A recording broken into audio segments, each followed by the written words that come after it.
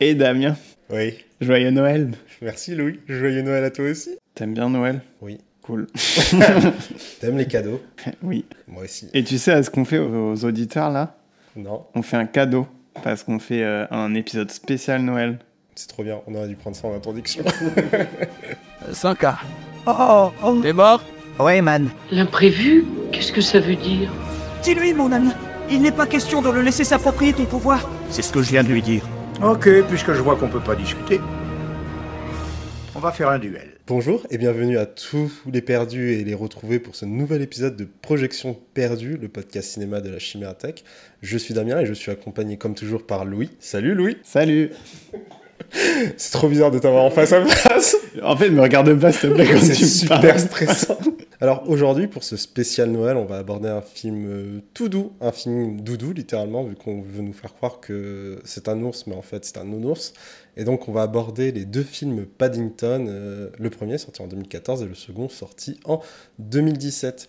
Louis, j'espère que les films sont très frais dans ta tête parce que tu vas nous faire un petit résumé du premier.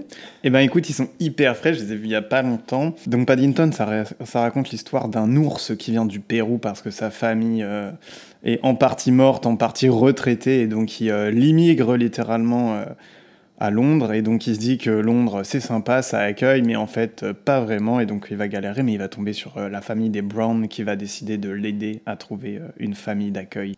Eh oui, c'était l'Angleterre avant le Brexit. Mais bon, C'est ça, et dans le 2, bah, il est bien installé chez lui, les Brown ont fini par l'accueillir, et puis du coup bah, ça va être la suite de ses aventures, il va y avoir des méchants qui aiment pas trop les animaux, et l'ours parle aussi, et voilà. ouais, c'est surtout le point essentiel du film, c'est que l'ours parle et que ça choque pas plus les Anglais que ça, qui sont assez terre à terre et qui discutent avec lui. Enfin, pour ceux qui sont pas mal polis. Mais ça, c'est un des premiers points du film, c'est que il est très dans la plasticité. Donc Paul King, en plus, c'est celui qui a fait récemment Wonka et qui va faire. Il est en préparation apparemment d'un biopic sur Fred Astaire.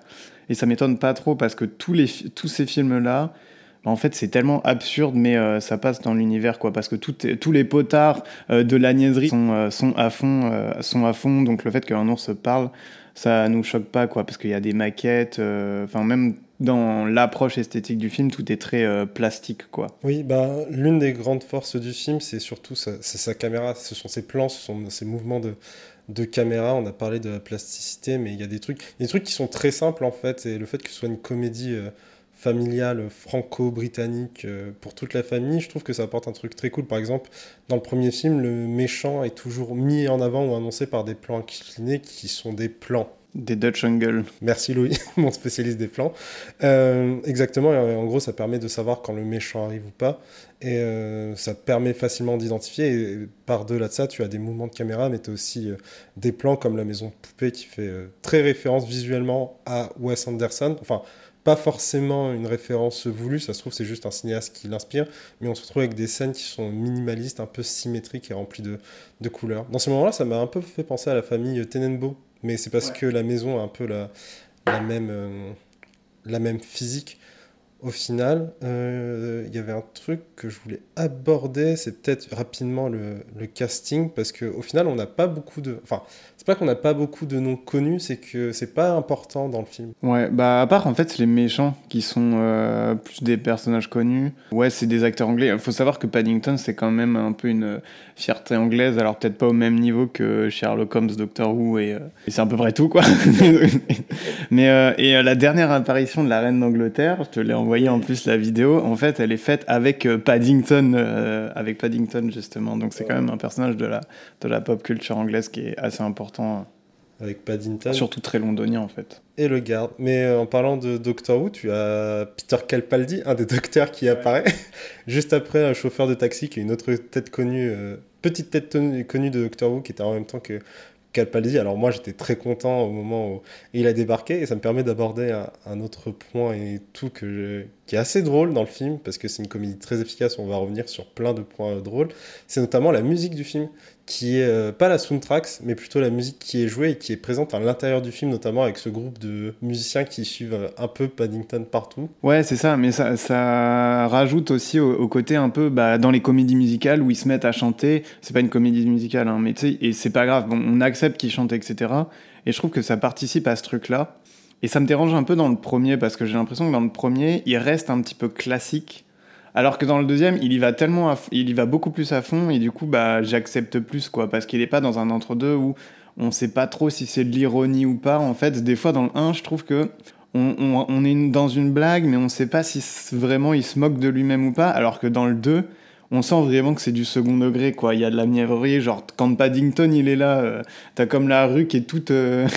Enfin, t'as le soleil qui arrive littéralement et tout. D'un coup, il est plus là, tout est sombre, etc. Et je trouve ça, c'est vachement marrant, quoi. C'est aussi parce que, comme on en parlait quand on a vu le film ensemble, quand on en parlait, on avait dit que le premier film, en fait, servait surtout à poser les bases. Donc, c'était pas il est pas forcément à l'aise parce qu'il commence à mettre plusieurs éléments en place, notamment, il y a tout ce truc de réaction très théâtrale des personnages dans des scènes absurdes qui rend le tout très drôle et extrêmement appréciable. Et même l'une des forces que je trouve dans le premier film et que le deuxième garde, c'est réussir à continuer la blague au moment où on pense que ça s'arrête.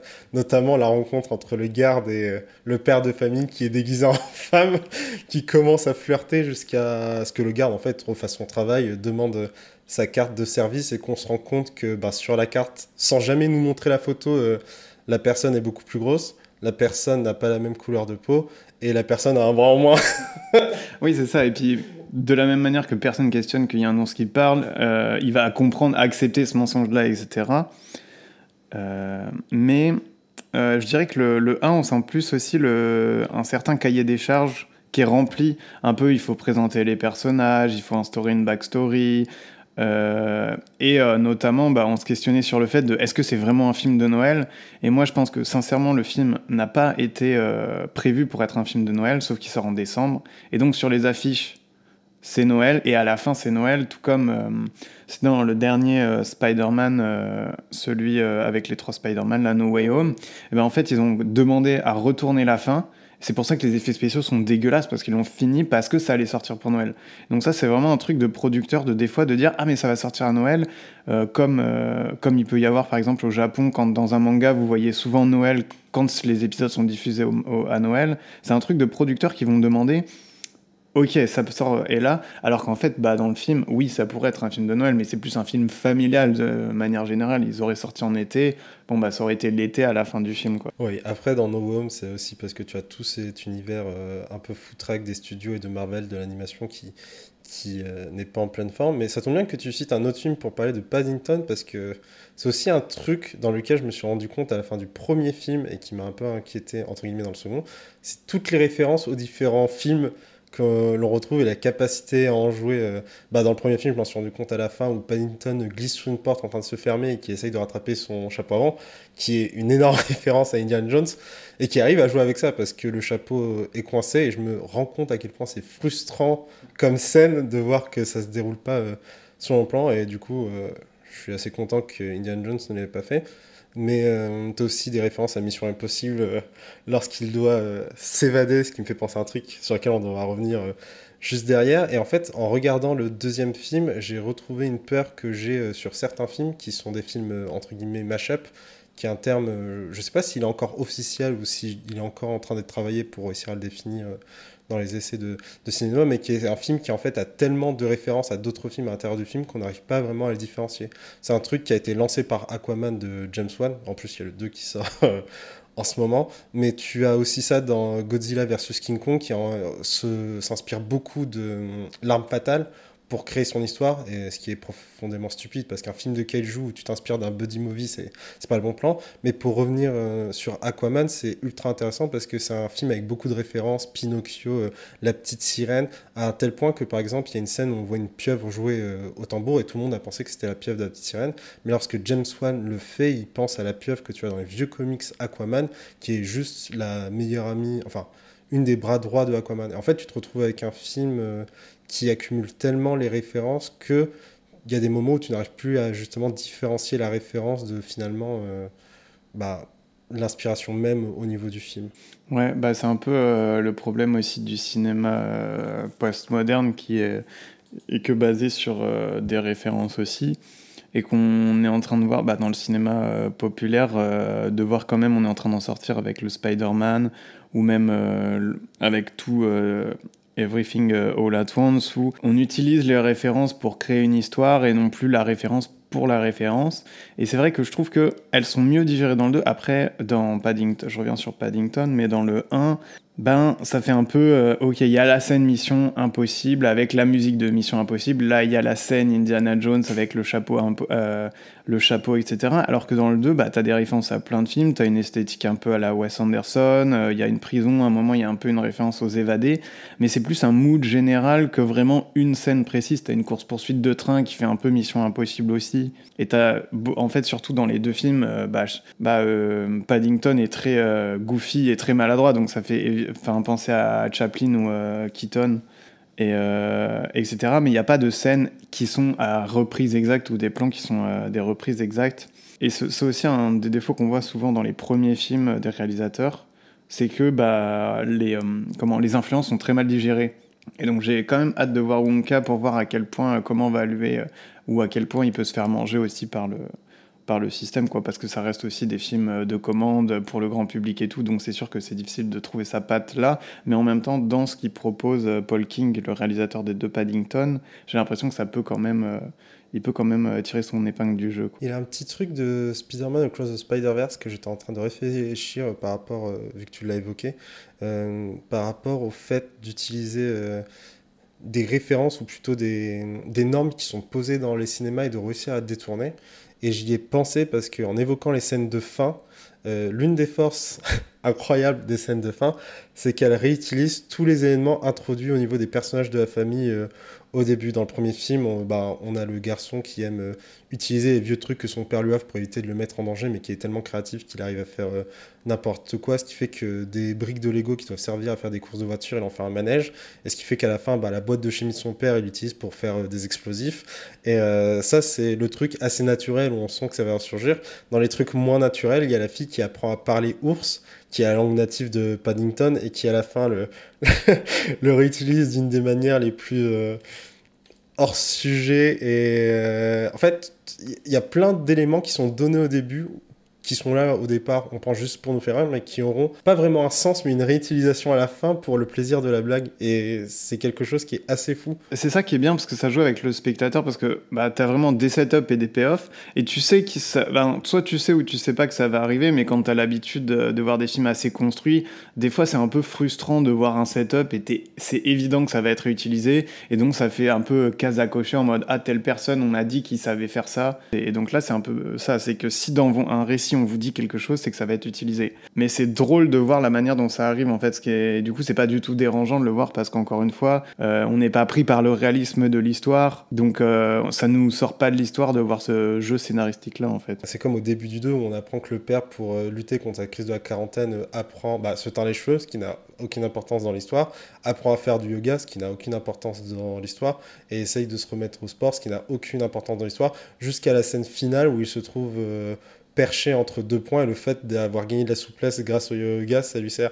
Alors que ça n'a aucun développement au niveau de l'histoire, si ce n'est éventuellement de montrer une évolution ou un accomplissement, mais c'est là juste pour le gag visuel. Et au moment où ça arrive, on tilte vraiment en se disant « Ah, mais ce point qui a été mis au départ, qu'on a totalement passé sous tapis jusqu'à la fin, revient d'un coup ». Mais c'est vraiment...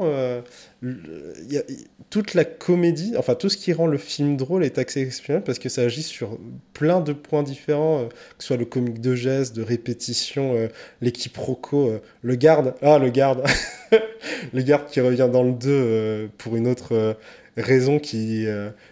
moi, me fait développer plein de théories, savoir si c'est le même, si c'est son frère, si tous les gardes dans l'univers de Paddington sont les mêmes, parce que dans le film, dans la courte promo de Elisabeth II avec Paddington, tu as de nouveau le garde. Et du coup, ça se trouve, tous les gardes londoniens, pour lui, c'est les mêmes.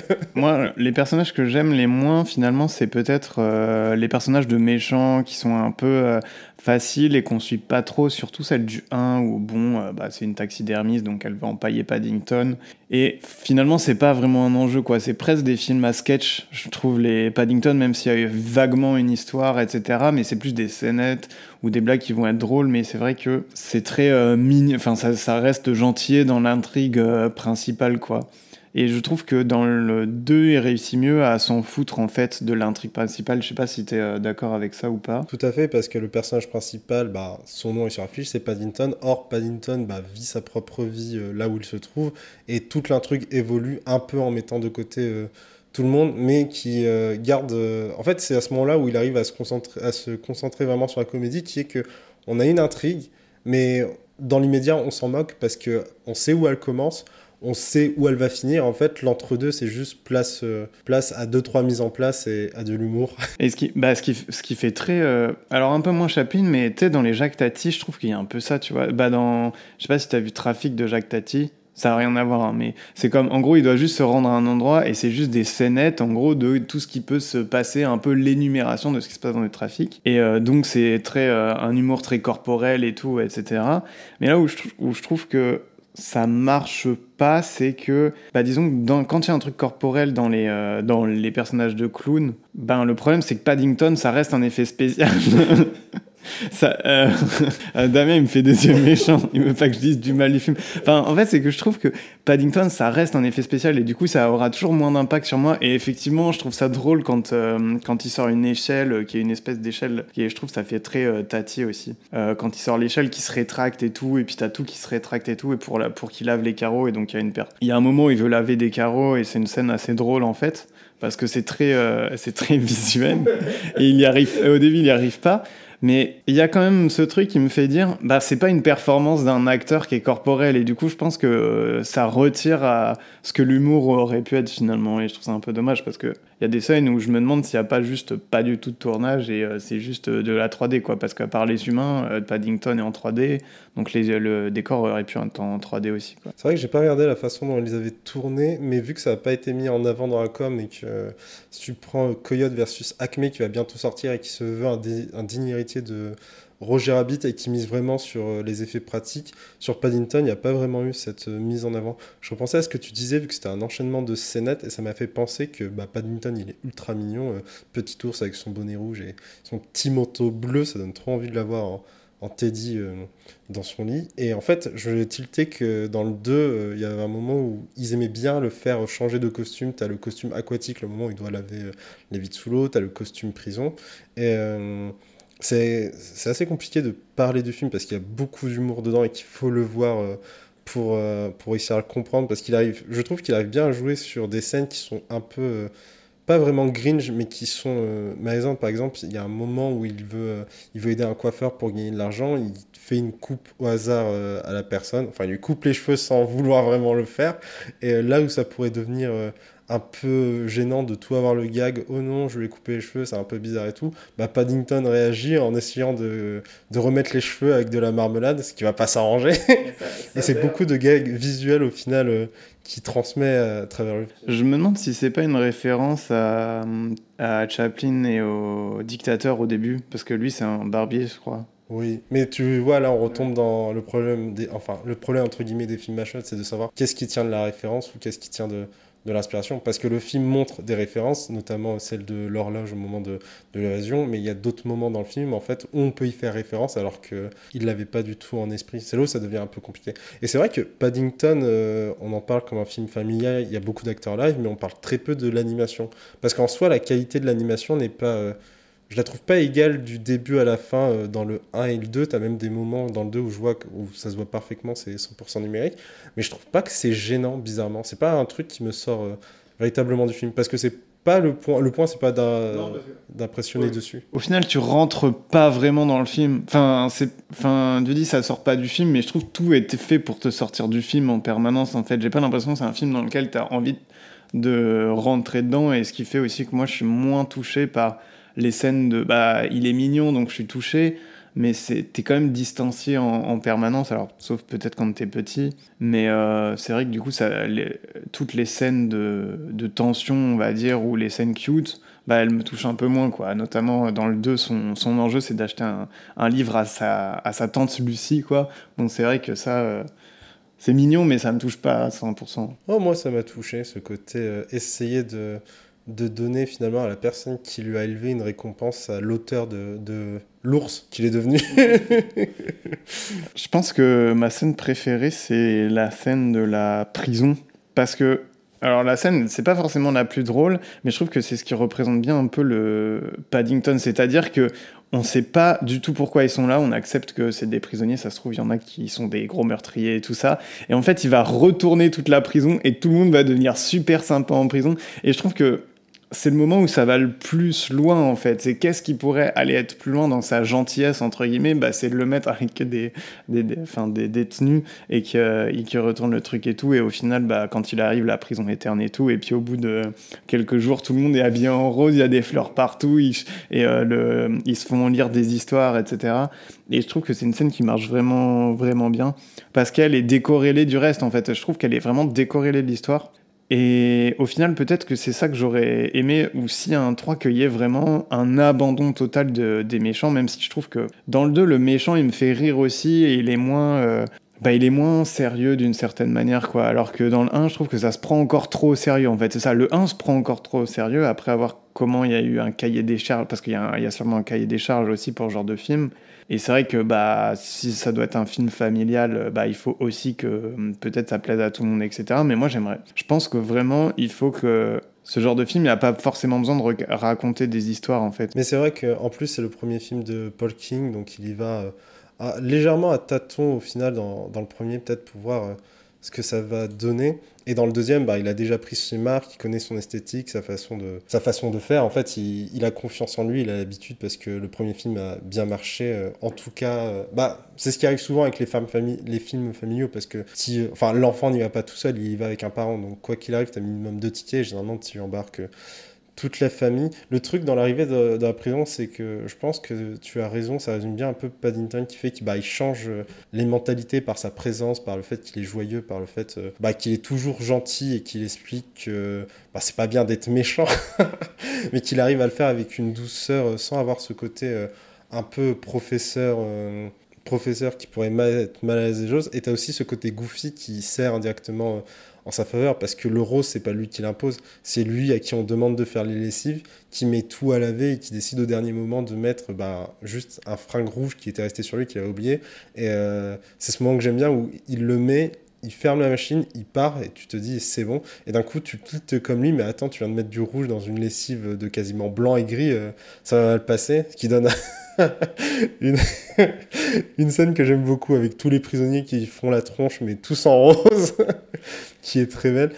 Moi je pense que je sais pas si c'est ma scène préférée, mais ma scène la plus drôle, et je pense que vous l'avez compris en nous écoutant, ça reste la rencontre entre le garde et le père déguisé en ménagère, qui en soi pourrait être affreux parce que le premier truc c'est que le garde le voit arriver, commence à draguer, c'est ce que je dis, ça pourrait être limite être Grinch, et au final c'est juste bizarre mais drôle. Cringe, tu veux dire?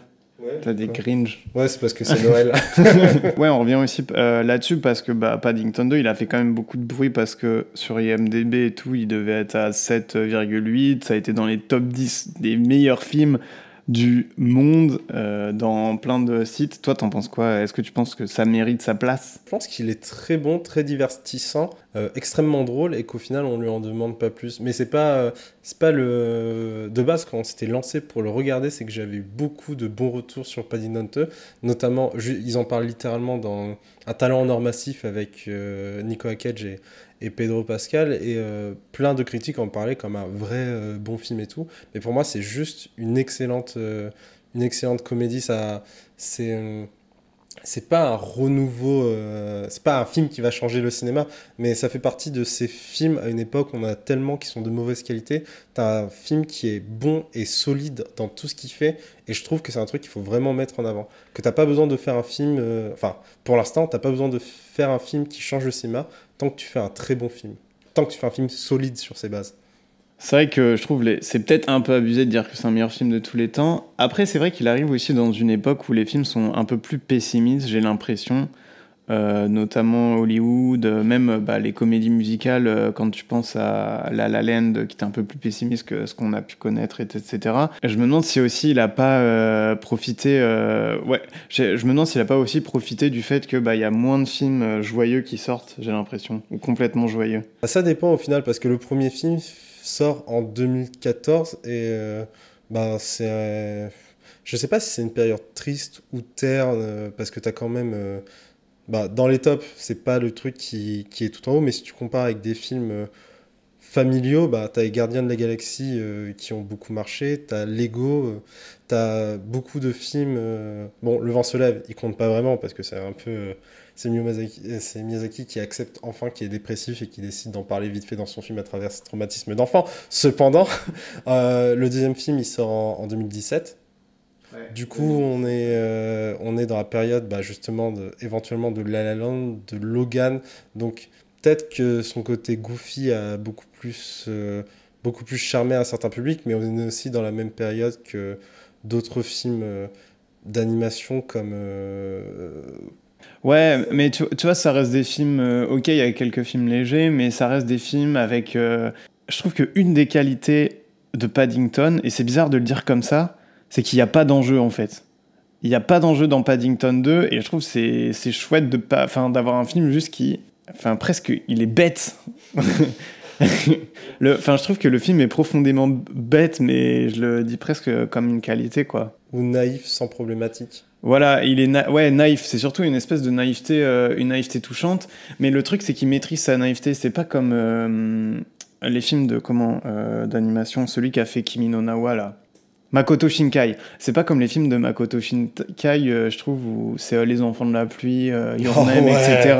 Et je les trouve que c'est des films qui se prennent au sérieux, en fait, et qui sont profondément naïfs, mais c'est pas la naïveté des personnages, c'est vraiment la naïveté du réalisateur, en fait. Enfin, je trouve c'est comme il court et il y a une espèce de glow rose et tout, et il pourrait y avoir ça dans Paddington, mais c'est un film qui est quand même lucide sur ce qu'il est au final. Ouais, je dirais que si tu compares Your Name avec Paddington, c'est que c'est vraiment deux univers où la cohérence à l'intérieur est différente.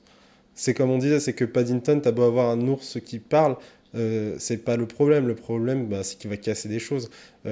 Quand t'es en prison, toute la scène, notamment en prison, lorsqu'il fait face au cuistot qui est connu pour défoncer les personnes qui lui parlent, et que la seule réaction du garde, c'est pas de s'en mêler, c'est d'appeler un médic, et juste après d'appeler un prêtre sans quasiment bouger. C'est pas des situations qui sont surréagies, c'est un film qui est naïf, mais qui a sa cohérence, et sa cohérence, du coup, qui déborde de couleurs, de trucs...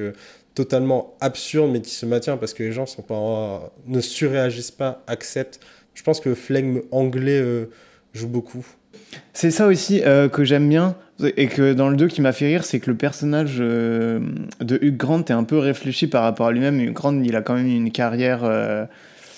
c'est un peu méta, parce que c'est le personnage du méchant est joué par Hugh Grant, qui est qui joue un acteur qui maintenant fait des pubs pour les chiens, et je trouve que ça correspond un peu à la carrière de Hugh Grant, où il a eu un peu un âge d'or, et puis il recommence à monter un peu en ce moment, quoi. Mais c'est vrai qu'il a eu un peu une période de creux et tout, et donc je trouve ça drôle qu'il joue ce personnage-là, notamment à un moment on est chez lui et t'as plein de photographies de Hugh Grant jeune, quoi, et ça c'est... Après, il faut voir, parce que vu que c'est un acteur britannique, généralement quand les acteurs britanniques disparaissent, c'est pour faire du théâtre. Oui, c'est vrai.